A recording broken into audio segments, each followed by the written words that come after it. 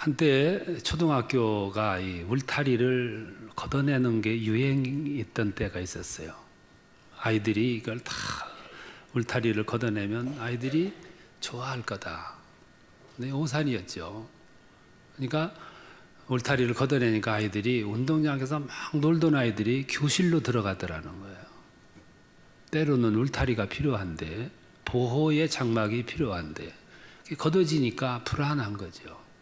그러니까 성폭행범들도 막 무작위로 들어와가지고 아이들을 괴롭히고, 이제는 울타리를 다시 치자 뭐 이런 또 운동이 벌어지고 있다고 그래요. 자유를 희구하지만 자유에 대해서 이해를 잘 못하기 때문에 오는 해프닝이라고 볼 수 있죠. 갈라디아서는 모두 6장으로 구성이 되어 있습니다. 근데 6장이 두 부분으로 나누어집니다. 1장, 2장, 3장, 4장은 사도 바울이 복음을 제시를 합니다. 예수께서 이 땅에 오시고 십자가가 주어지고 우리에게 어떤 관계였는가를 설명을 해요. 그리고 율법의 한계가 뭔가를 분명하게 가르쳐 줍니다.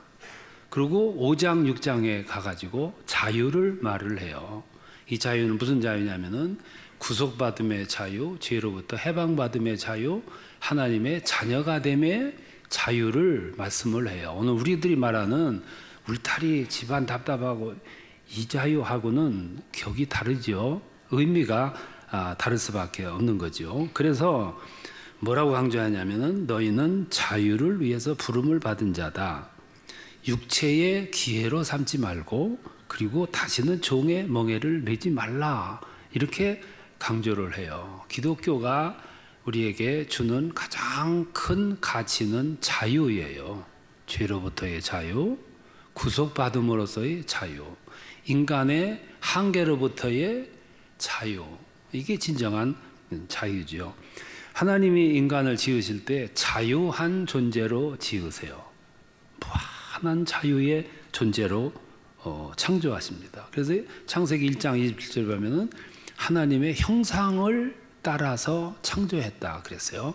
그 말은 하나님의 모습대로 지었다는 얘기가 아니고 하나님이 가지고 계신 속성, 거룩, 영원, 그리고 하나님의 성결, 성품을 이어받아서 창조됐다 그 말이에요. 그러니까 인간은 격이 일반 창조물하고는 다를 수밖에 없는 거죠. 그래서 인간은 영원히 무한한 자유한 존재로 창조가 됐어요.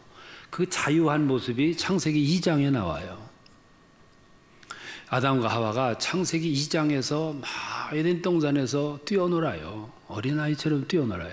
하나님과 대화를 해요. 하나님과 거닐어요. 벌거벗었으나 부끄러움이 없어요. 이 말은 무슨 말이냐면은 무한한 자유를 느낀다는 거죠. 창세기 2장은 천국의 모습이에요. 근데 창세기 3장으로 딱 넘어오면 지옥의 모습이 펼쳐져요. 아담과 하와가 죄를 지어요. 명령을 어겨요. 그리고 나서 세상을 보는 새로운 눈이 뜨여요.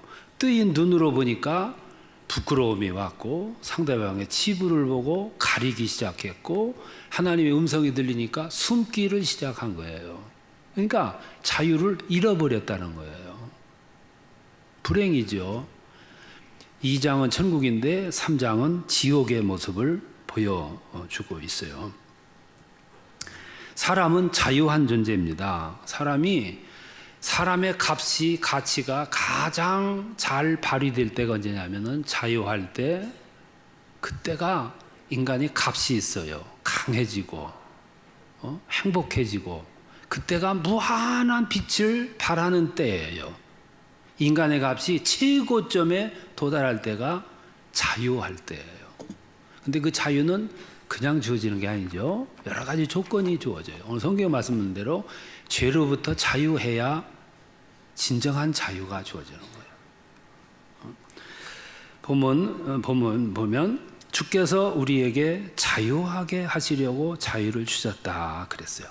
근데 우리들 내면의 세계에는 죄성이라는 게 있습니다. 우리 몸속에 다 이 질병의 근원을 가지고 있는 것처럼, 그러다가 때가 되면 이게 일어나는 것처럼 우리 몸에는 죄성이라는 게 있어요. 그 원죄로부터 주어진 거죠. 피를 통해서 주어진 죄의 DNA를 가지고 있어요. 그러다가 이게 우리의 삶에 두려움을 자꾸 줘요.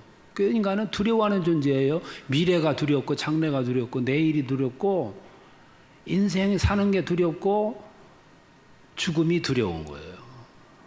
이 두려움이 자꾸 마음속에서 우러나요. 사람들이 힘이 있다가도 이 두려움이 오면 왜소되고 자꾸 축소가 되는 거죠. 그래서 사람이 죄를 지으면은 자꾸 숨으려고 해요. 그래서 사람은 죄 진 거 없어도 밝은 곳보다는 어두컴컴한 곳을 좋아해요. 젊은이보다는 나이 먹은 사람일수록 더 그래요. 그래서 젊은이들이 가는 곳에는 밝고 어른들이 가는 곳은 컴컴해요. 컴컴한 데가 안심해. 나를 감추고자 하는 마음이 강해서 그래요. 미국에 갔다가 이제 공항에 들어오면 검색대를 통과를 해요. 그러면 검색하는 분들이 짐을 검사를 하는데 아무나 가지 않아요. 거기 통과하려고 하면은 비행기에서 내려서부터 뚜벅뚜벅 걸어야 돼. 자신 있게. 그런 사람은 안 붙들어요. 근데 뭔가 숨겨 가지고 오는 사람은 발걸음이 다르대요. 어딘가 모르게. 얼굴 표정이 다르고 모습이 다르다는 거예요. 이 죄는 숨길 수가 없어요. 자기를 불안하게 만들어요. 그런 사람을 이렇게 집어서 검사를 하면 틀림없이 뭐가 나오게 되는 거죠. 야곱이라는 사람이 아버지 속이고 형 속이고 눈물을 흘리게 해놓고 도망가서 20년 살아가는데 20년 동안 하루도 그는 마음이 평안할 날이 없이 살아요. 왜 그러냐면은 죄를 지었기 때문에 영원히 편안하게 놔두지를 않는 거예요. 진정한 자유는 뭐냐면 영혼의 자유가 사람에게 자유를 주는 거예요. 영혼의 자유. 그거는 죄로부터 해결이 됐을 때 그때 찾아오는 자유. 이걸 가리켜서 우리는 진정한 자유다 그렇게 말해요. 또 하나는 율법으로부터 자유예요. 로마서 3장 23절에 보면 믿음이 오기 전에 우리는 율법 아래 매인 바 되고 계시될 믿음이 때까지 갇혀 있었다 그랬어요. 율법은 한때 최고의 가치였어요. 그래서 유대인들은 그거를 생명처럼 지켰습니다. 율법은 덮고 씻어내고 회복시키고 용서하고 하는 능력이 없어요. 율법은 자꾸 지적하고 고발하고 심판하고 이것이 율법의 한계예요. 그게 율법이 지닌 속성이에요. 지금 사도 바울의 시대는 복음의 시대예요. 복음의 시대는 전부 죄를 사함받고 없앰을 받고 용서받고 회복을 받았어요. 근데 그때도 율법주의자들은 와가지고 자꾸 율법을 강조했고 할례를 강조해가지고 사도 바울이 전한 복음을 희석시켜 놨어요. 성도들이 혼동을 가져오는 거예요. 그러니까 5장 4절에서 율법 안에서 의롭다 함을 얻으려는 너희는 그리스도에게서 끊어지고 은혜에서 떨어진 자라고 그랬어요. 여러분, 율법적인 신앙은 열정이 있어요. 열심히 있습니다. 뿐만 아니라 겉에서 볼 때는 굉장히 좋아 보여요. 그런데 복음적이지 않아요. 율법의 신앙은 자기 자신에게 아주 엄격해요. 실수하지를 않아요. 스스로 용서하지를 않습니다. 그리고 나의 율법적인 신앙을 너에게도 강조해요. 나처럼 되라고 강조합니다. 그리고 하자가 있을 때 자꾸 고발하고 그리고 심판하고 그러는 거죠. 바리새인들이 그랬어요. 얼마나 열심히 있는지 몰라요. 일주일에 이틀씩 철저하게 금식했습니다. 안식일날 손 까딱하지 않았습니다. 11조 틀림없이 지냈어요. 그리고 모두에게 나처럼 되라고 강조를 합니다. 이게 율법적인 신앙이에요. 이런 신앙은 자유가 없어요. 율법의 테두리에 나를 갖춰 놓기 때문에 부자유한 거예요. 영혼이 자유로워야 되는데 그게 안 되는 거예요. 이런 영향을 받고 살아가는 오늘 사람들이 너무 많아요. 오늘 아이들 가운데 우울증 환자가 늘어나고 자폐증 환자들이 자꾸 늘어난다고 그래요. 그 부모들이 율법적인 사고를 가지고 있기 때문에 그래요. 굉장히 무서운 영향입니다. 부모들이 예를 들면 인류대학을 나왔어요. 그럼 아이들에게 자꾸 주입시키는 거예요. 너희는 최소한도 이 대학까지는 가야 된다.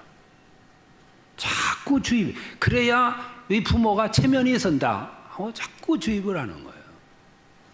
아이들이 학교에 가가지고 90점 맞고 95점 맞으면은 이것도 시험이냐고 집어던지고, 이게 아이들이 우울증에 걸리고 막 속에서 있는 우울한 마음이 밖으로 표현할 때 그 표현이 어떻게 되냐면은 학교 폭력에 가담하게 되는 거죠. 이런 아이들이 우리나라 가운데서 강남에 최고 많다 그래요. 강남에 사는 부모님들은 완벽주의자들이 많아요. 아이들이 쉼을 받지를 못하는 거죠. 이게 아이들이 희생이 되는 거예요. 이걸 가리켜서 독선이라 그래요. 사도 바울은 회심하기 전에 유대교인이었을 때 남을 인정하지 않았어요. 나하고 다른 기준을 가진 사람들을 인정하지 않았어요. 그래서 사도행전 9장 1절에 보면 사울이 주의 제자들에 대하여 여전히 위협과 살기가 등등하여 남녀를 불문하고 결박하여 끌어왔다 그랬어요. 나하고 생각이 다르다고. 이게 독선이지요.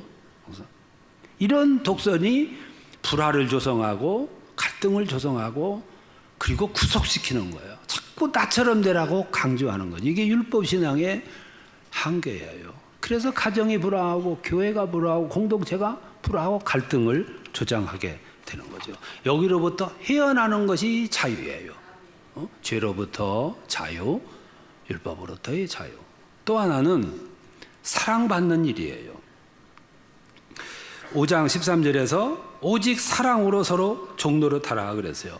그 14절에서는 내 이웃 사랑하기를 내 자신같이 하라고 강조를 해요. 물론 여기 사랑은 하나님 사랑이에요.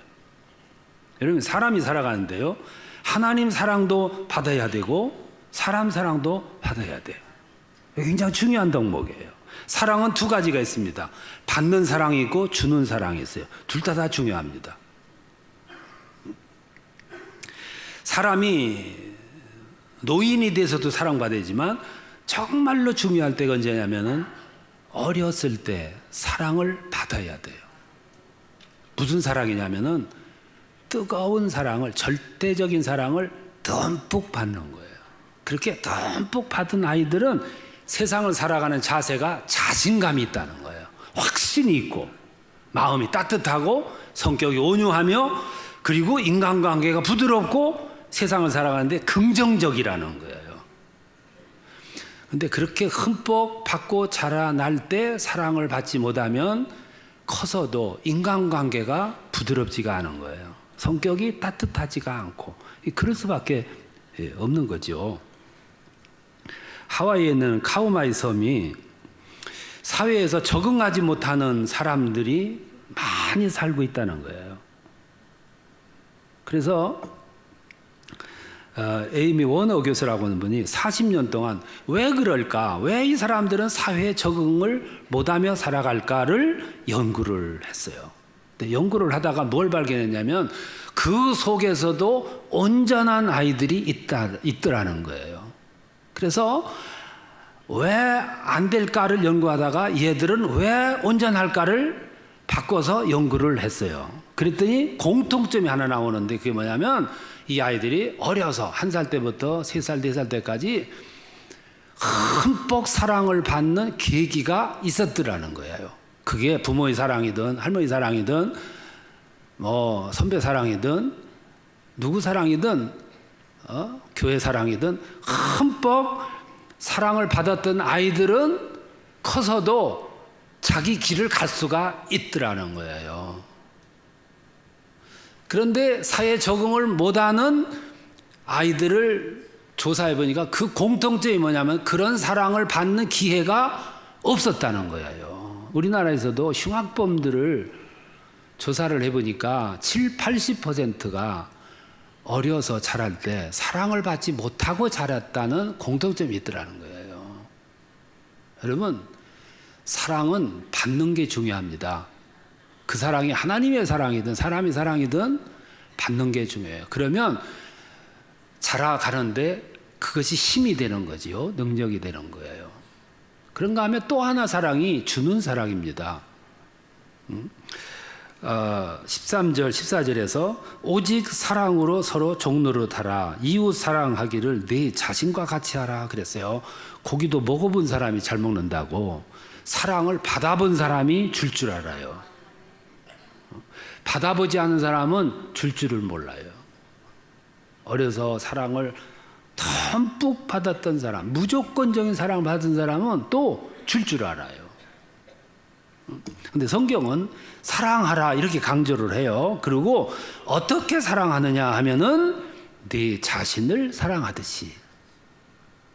여러분, 어느 사람들이요 남에게 줄 줄을 몰라도 자기는 사랑할 줄 알아요. 그러니까 자기에게는 너그럽고 넉넉해요. 특별히 여성들은 자기 얼굴 가꾸는 데는 아낌이 없어요. 뭐 투자를 아낌없이 해요. 왜 그러냐면 나를 사랑하기 때문에 그래요. 근데 성경은 말하기를 서로 종노릇하라. 어떻게? 네 자신을 사랑하듯이. 그게 이 세상을 자신 있게 살고 자유롭게 살고 행복하게 사는 비결이라는 거죠. 사랑해야 할 이유가 있습니다. 미국의 하버드 대학에서 요즘에 행복심리학이라는 학과가 신설이 됐다 그러는데 아이들이 그거를 몰린다 그래요. 그걸 개설한 교수가 연구하기를 어떻게 하면 이 세상을 행복하게 자신 있게 살아갈 수 있는가 하고 연구를 했는데 결론이 뭐냐면 두 가지예요. 하나는 인생을 살아가면서 유쾌한 경험을 많이 하라 하는 것과 또 하나는 섬기라 하는 거예요. 그거 우리는 벌써 얘기했는데 그 교수가 요즘에 발견했대요. 그걸 성경에서 누차게 말씀한 건데 이제 와가지고 뭐 큰 거라고 발견했다는데, 근데 그분이 말하기를 아무리 연구하고 연구해도 이것밖에는 없다 하는 결론을 내렸다는 거예요. 유쾌한 경험을 하기 위해서는 섬겨야 되는 거죠. 섬길 때 유쾌한 경험을 하는 거예요. 그때 비로소 자기 자신의 자유, 행복감, 만족감을 갖게 되는 거죠. 그게 세상을 치유하는 것이고 그것이 하나님의 뜻을 이루는 가장 고든 길이라는 거죠. 그때 사람은 자유해진다는 거예요. 죄로부터, 율법으로부터 사랑받는 거죠. 받았으니까 주는 거죠. 네 번째가 사명감의 생활이에요. 5장 16절에 보면 내가 이르노니 너희는 성령을 따라 행하라. 그리하면 육체의 욕심을 이루지 아니하리라. 그리고 22절에 가서 말씀하기를 그리하면 성령의 9가지 열매를 주시리라 그랬어요. 이 9가지 열매가 모두 내 마음에 열리는 열매예요. 그 9가지 열매가 나의 내면의 세계를 건강하게, 밝게, 따뜻하게, 그리고 내 속에서 동기를 자꾸 유발을 해가지고, 그리고 이 세상을 살아가는 아주 흥미로운 사명감을, 용기를, 동기를, 내 내면의 세계를 이노베이션 내가 먼저 하고 누군가를 위해서 섬기게 하고 뜨거운 동기를, 뜨거운 사명감을 갖게 만든다는 거예요. 여러분, 이 세상은요, 내가 목숨을 다 내놓고 할 수 있는 일거리를 발견한 사람은 밤을 새워도 피곤함이 없어요. 손해볼지라도 밤잠을 못 잘지라도 그 일을 행복하게 해내는 거예요. 왜냐하면 마음에 자유함이 있기 때문에, 사명감을 가지고 있기 때문에 그런 거죠. 그러니까 성령은 우리들에게 뜨거운 사명감을 부여하고 동기를 부여해요. 여러분, 동기는 세 가지가 있습니다. 외적인 동기가 있어요. 사업을 시작했어요. 왜 했냐? 돈 벌기 위해서, 성공하기 위해서. 그게 외적인 동기예요. 내적인 동기가 있습니다. 왜 사업을 시작했냐? 일하는 것이 재미가 있어서. 백만장자 101명을 조사를 해보니까 한 명은 애적인 동기였어요. 돈을 벌기 위해서. 나머지 100명은 일하는 것이 행복해서 하다가 보니까 백만장자가 된 거예요. 이게 이 사람들은 내적 동기자지요. 내재적 동기자. 이게 굉장히 중요한 겁니다. 여러분.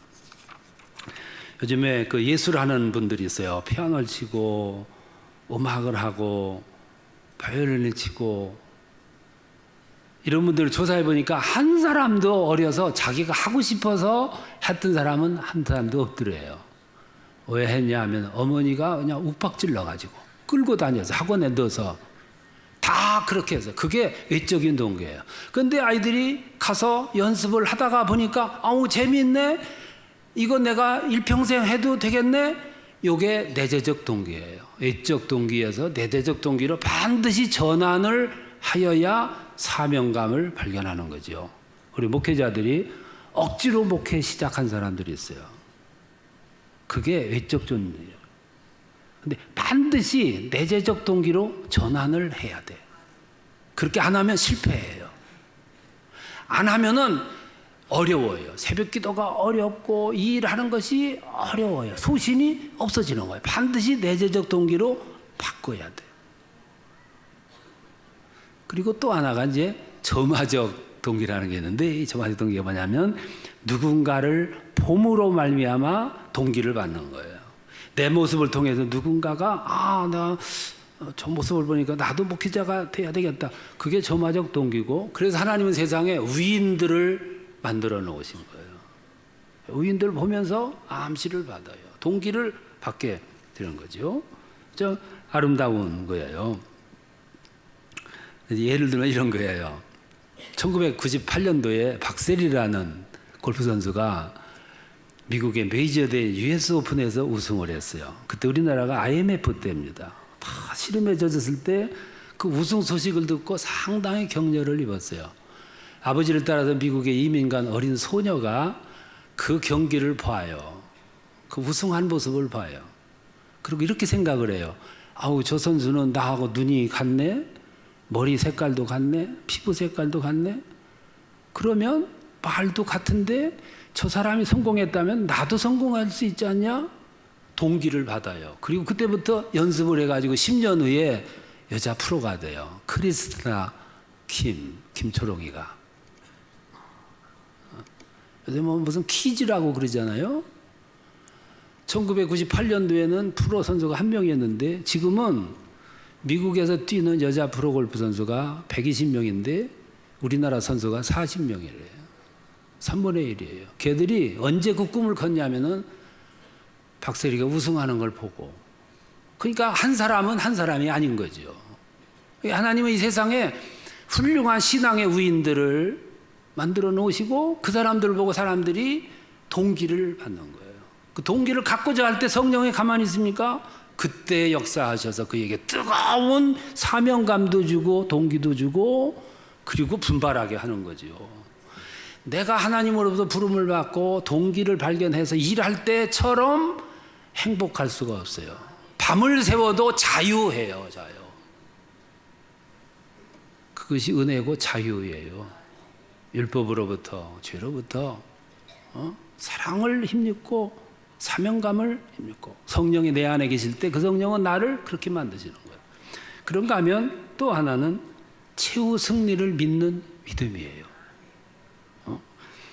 1장 8절에서 사도 바울이 이렇게 고백해요. 우리가 전한 복음 외에 다른 복음을 전하는 자가 있으면 그가 천사라 할지라도 저주를 받을 것이다.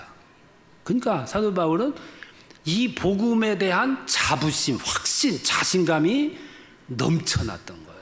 그러니까 그것 때문에 그는 일평생 동안 달려갈 길 다 달려가고 선한 싸움을 싸웠던 거죠. 오늘은 이런 자기 확신이 결여된 시대예요. 자꾸 흔들려요. 소신도 없어요. 자기가 직장에서 일하면서도 의미를 못 찾아요. 그러니까 자꾸 마음이 부자연스러운 거예요. 일 시키면 억지로 하는 거죠. 이 확신이 없어요. 믿음의 길을 들었으면서도 이 자신감이 없어요. 그러니까 믿음이 흔들리는 거예요. 사뭇 흔들리고 그래서 때로 넘어지게 되는 거죠. 다윗은 사울과 싸울 때 확신을 가지고 있었어요. 당신은 나를 위해서 군대를 끌고 오지만 반드시 결과는 내가 이긴다. 왜 그러냐면 하나님이 나와 함께 하고 계시기 때문에. 그래서 사울을 죽일 수 있는 기회가 있었어도 안 죽여요. 왜 그러냐면은 결국에 가가지고는 하나님이 처리하실 것이고 내게 승리를 주실 것이다. 그거를 사울도 알았어요. 그래서 사울이 더 약이 오른 거예요. 그걸 알면 알수록 사울은 더 부자연스러워진 거예요. 그러니까 더 미쳐 날뛰었던 거죠. 이게 다윗은 여유로움이 있었고 사울은 미쳐 날뛰고. 왜 어떤 차이냐면 하나는 하나님으로부터 버림받았다는 생각 때문에 미치고 또 하나는 하나님이 나와 함께 하시니까 결국에는 내가 이길 것이다. 이게 자유함이 있는 거예요. 확신을 갖는 삶이 중요한 거죠. 오늘 우리는 자유에 대해서 이해를 잘못하고 있어요.